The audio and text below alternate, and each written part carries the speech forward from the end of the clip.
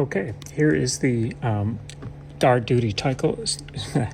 Here is the guard duty timer with the three slave units, and we'll just plug it in and see what happens. So when we plug it in, nothing happens until it's activated with the key switch, which can come out in both positions. So anyway, we're going to start one of the timers. It can be started internally with one of these buttons. I'll start one of them this way. And that button inside, so timer number 3 has started. I'm going to start the other two, number 1, and here's number 2. So now they're all started. So the internal button is the same as the external button. So they're timing down. There's the early warning. Whoops.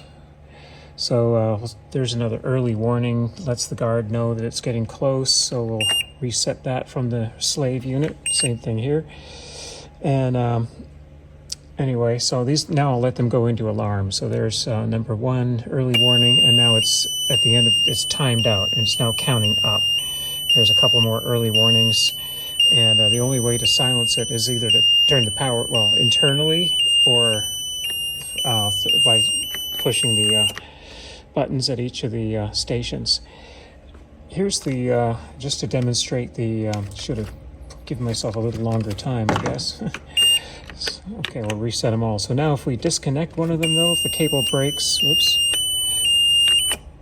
if the cable breaks for any reason, we'll just,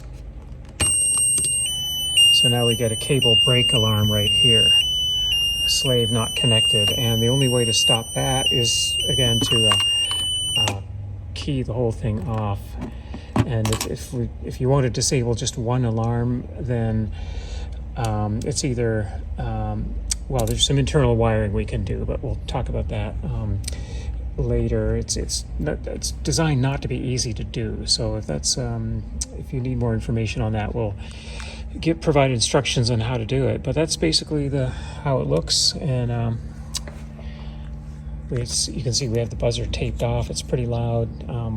There's going to be a volume muffler on there, so that's the timer.